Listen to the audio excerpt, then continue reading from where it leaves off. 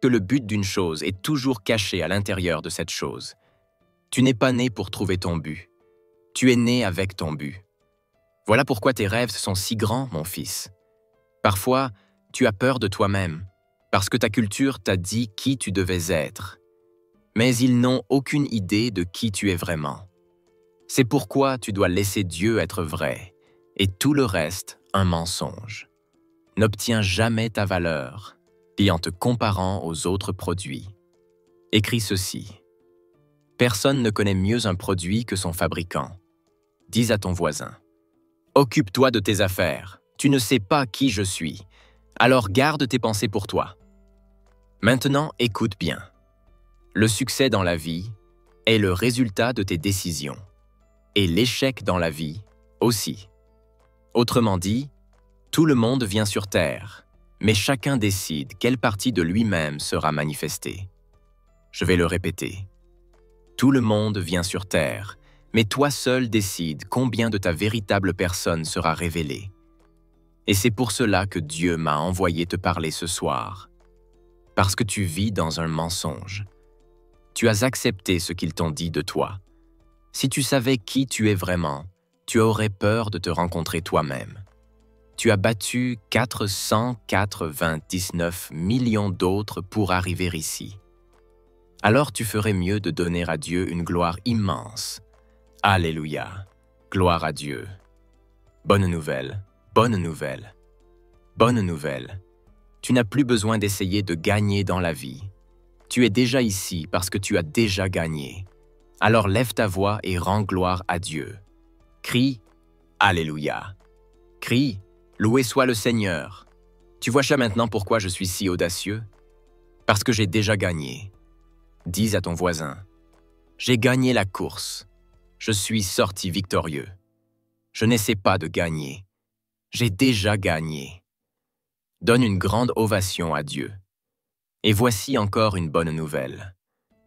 Dieu ne t'aurait jamais permis de commencer s'il ne t'avait pas déjà achevé.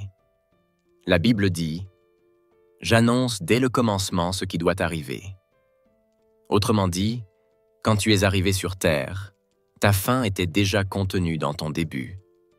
Ton futur n'est pas devant toi.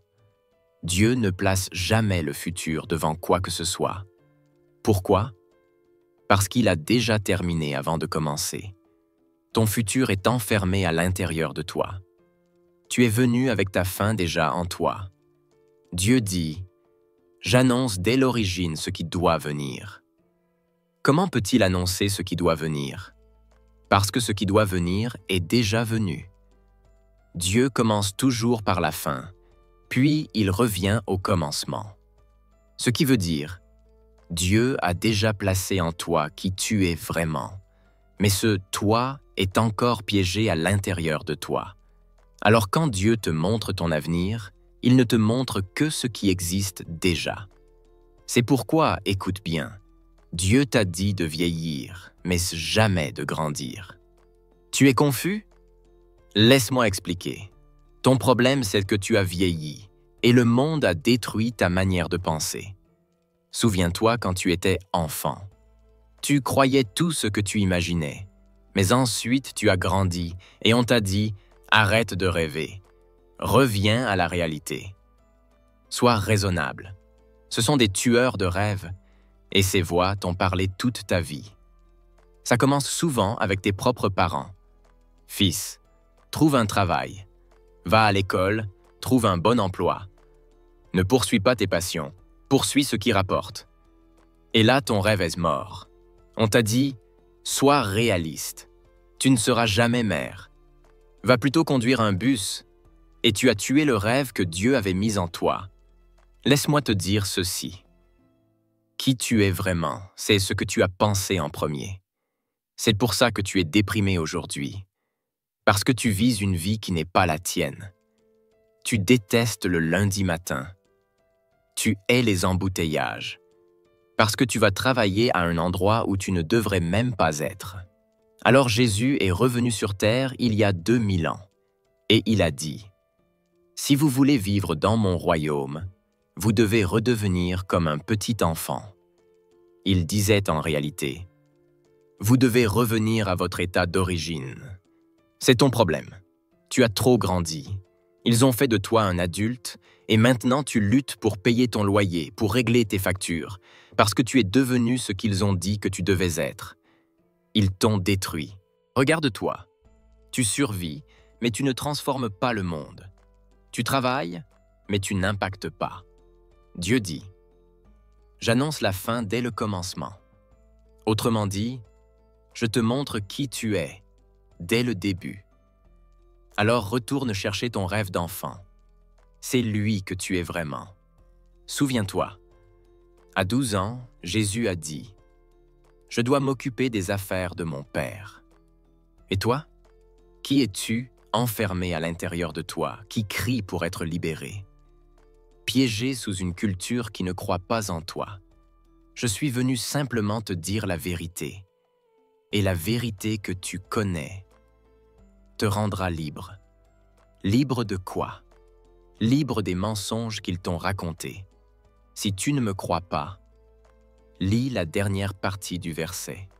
Il dit, « Je déclare, mon dessein s'accomplira. » Dieu dit, « Cette chose-là, c'est mon but pour ta vie. C'est déjà accompli. Et cela s'accomplira. » Maintenant, écris ce mot, « s'accomplira ». Mais attention, « s'accomplira » ne veut pas dire « se tenir debout ». Cela veut dire « cela te frustrera ». Oui, tu m'as bien entendu. Cela veut dire que tu ne seras jamais heureux à faire autre chose. Cela veut dire que tu ne peux pas changer ce pourquoi tu es né. Et tant que tu ne le fais pas, tu seras toujours frustré. Parce que ce que Dieu a dit s'accomplira. Au verset 11, il déclare, « De l'Orient j'ai appelé un oiseau de proie. D'un pays lointain, un homme viendra accomplir mon dessein. Ce que j'ai résolu, je le ferai. » Dieu dit, « Ce que tu es ne peut jamais être changé.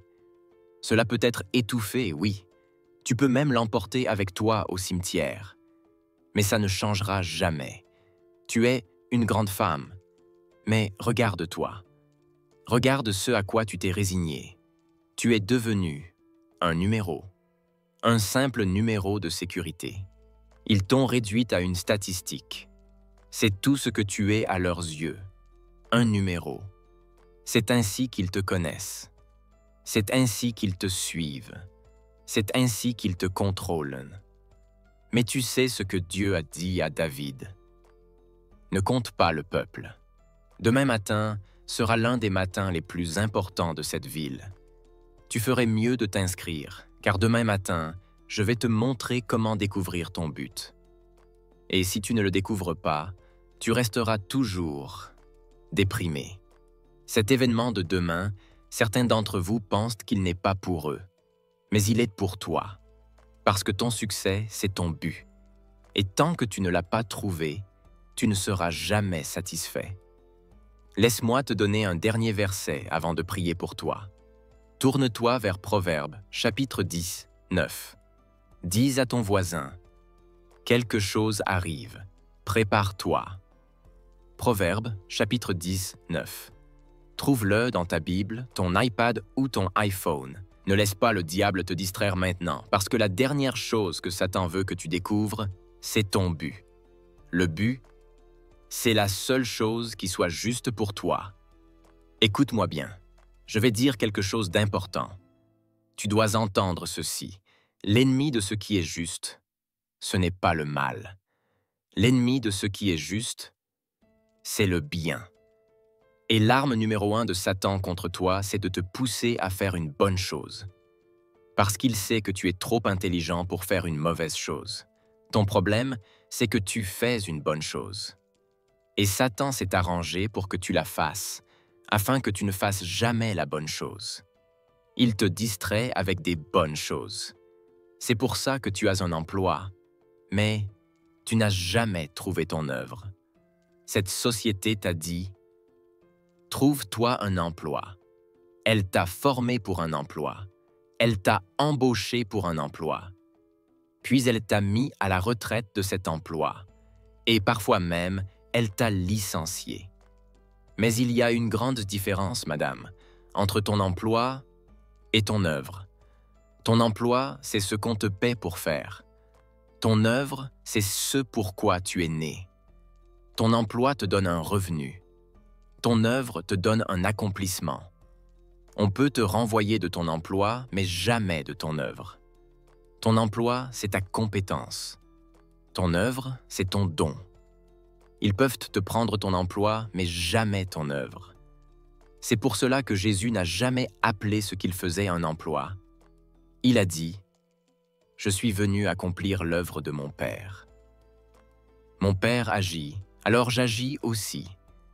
Je fais les œuvres de mon Père. Je suis venu achever l'œuvre qu'il m'a confiée. C'était son œuvre, pas son emploi. Son emploi, c'était la menuiserie avec son Père terrestre. Mais son œuvre, c'était de racheter l'humanité. Je me demande si toi, tu as trouvé ton œuvre. C'est pour ça que tu détestes les lundis matins. Parce que chaque lundi matin, tu vas faire quelque chose que tu n'es pas. Tu as déjà entendu des gens dire « ce travail me tue ». Et ils ont raison. Parce que le stress qu'il te cause te donne de l'hypertension, du diabète, de la dépression et même le cancer. Tu n'as pas été créé pour vivre dans le stress. Ton emploi te tue, mais quand tu trouves ton œuvre, elle te donne la vie. Ton but te garde en vie. Ton but te préserve. Je veux que tu ailles à la table des livres, s'il te plaît. Je t'en supplie, je ne cherche pas à vendre des livres. Et je suis libre, j'ai un jet privé garé là-bas, avec mon nom dessus. Je suis né dans une famille de 11 enfants. Un père, une mère, 11 enfants. Sur une île de 7 miles de large et 20 miles de long. Dans une maison en bois, dans le village le plus pauvre de mon île, appelé Bainstown. Je suis né dans cette maison à 2 pièces. Mes parents dans une chambre, mes 7 sœurs dans l'autre, et nous, les 4 garçons, sur le plancher. Je me souviens avoir dormi sur ce plancher de bois, avec des rats courant sur mon corps la nuit, du sang sur ma peau le matin, mangé vivant par les moustiques, dans la chaleur des Bahamas. Quand il pleuvait, l'eau tombait sur moi. Je mettais des seaux sur le sol et je dormais autour. Ne me parle pas de pauvreté. Une seule paire de chaussures pour toute l'année. Quand elles avaient des trous, je mettais du carton dedans. J'allais à l'école pieds nus.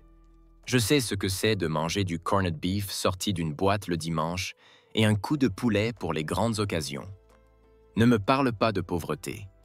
Et mon père était pasteur baptiste. Alors ne me parle pas de religion, elle ne t'aide pas. C'est pour cela que je prêche le royaume. Parce que le royaume m'a enseigné mon but. Et c'est ainsi que je suis devenu libre des emplois. Je suis allé à l'université sans argent. Mes parents n'ont jamais payé un centime pour mes études. J'ai obtenu 3 licences, une maîtrise et 5 doctorats. Pas un seul centime de mon père. Au contraire, j'envoyais de l'argent à la maison pendant mes études. Je sais de quoi je parle. Tu dois découvrir ton but, mon frère. Parce que personne ne peut retenir un homme qui connaît sa raison d'être. C'est comme une graine qui devient un arbre. Une fois que tu la mets dans le bon environnement, tu ne peux plus l'arrêter. Je crois que Dieu t'a envoyé ici, ce soir, pour recommencer. Alors prends un instant pour le louer. Oui, adore-le quelques instants. Il t'a envoyé ici, jeune homme, pour recommencer. Abraham n'a pas commencé avant l'âge de 75 ans. Alors il y a encore de l'espoir pour toi. Dis à ton voisin, il y a de l'espoir pour toi. Cette Église, ce n'est pas tout ce pourquoi tu es né. Ne t'arrête pas ici, ne te gare pas ici. Ton rêve, ce n'est pas ce que tu vis en ce moment. Ce n'est pas ce que tu avais vu, tu le sais très bien. Ce n'est pas ce que tu avais rêvé. Ce n'est pas ce que Dieu t'a montré. Et si là où tu es aujourd'hui n'est pas que tu avais vu, alors ce que tu vis en ce moment n'est que temporaire. Je vais te le redire une fois de plus, pour que quelqu'un le comprenne enfin. Si ce que tu fais aujourd'hui n'est pas ce que tu avais vu, alors ce que tu fais aujourd'hui est temporaire. À partir de maintenant, lundi matin, quand tu iras au travail, je veux que tu entres avec un sourire et que tu dises à tout le monde: « Bonjour à tous, j'ai une annonce à faire. Cet endroit, c'est mon emploi temporaire. » Quelqu'un crie « Alléluia !» Allez, crie-le encore. « Alléluia !» La maison dans laquelle tu vis, ce n'est pas celle que Dieu t'a montrée. Oh oui, quelqu'un comprend ça. La voiture que tu conduis, ce n'est pas celle que tu avais vue. Alors rends gloire à Dieu, parce que quelqu'un ici devait entendre ça aujourd'hui. Alléluia. Amen. Oui, alléluia, je veux que tu sortes, que tu t'assoies dans ta voiture et que tu dises à ton voisin: « Ceci est mon moyen de transport temporaire. » Parce que si ce que tu vois n'est pas ce que tu avais vu, alors ce que tu vois est temporaire. Amen. Tu comprends ça, mon frère? Allons dans Proverbes, chapitre 19, verset 21. Lisons-le ensemble. Je lis à partir de la version N, qui est la meilleure traduction que j'ai jamais trouvée. Elle dit: « Beaucoup de projets sont dans le cœur de l'homme, mais c'est le dessein de l'Éternel qui s'accomplira. » Oh mon Dieu, lis-le encore une fois avec moi. Beaucoup de projets sont dans le cœur de l'homme, mais c'est le dessein de l'Éternel qui prévaudra. Dieu dit: « Tu as tous ces plans pour ta vie. Ce que tu veux faire, où tu veux aller, ce que tu veux construire, avec qui tu veux te marier, quelle entreprise tu veux avoir, quel ministère tu veux diriger. Mais moi, dit Dieu, j'ai déjà un but pour ta vie. » Cette écriture signifie 3 choses. Écris-les. Numéro 1. Le but est plus puissant que les plans. Numéro 2. Le but est plus important que les plans. Et numéro 3. Le but précède les plans. Je répète. Le but est plus puissant que les plans, car il est écrit: « Le dessein du Seigneur prévaudra sur tes plans. » Le but est plus important que les plans, car avant que tu ne fasses le moindre projet, Dieu avait déjà un dessein pour ta vie. Et le but précède les plans, parce qu'avant même que tu sois conçu, avant que tu aies la capacité de planifier, Dieu avait déjà un but établi pour toi. Souviens-toi, Dieu ne commence jamais quelque chose avant de l'avoir terminé. Tu es déjà accompli.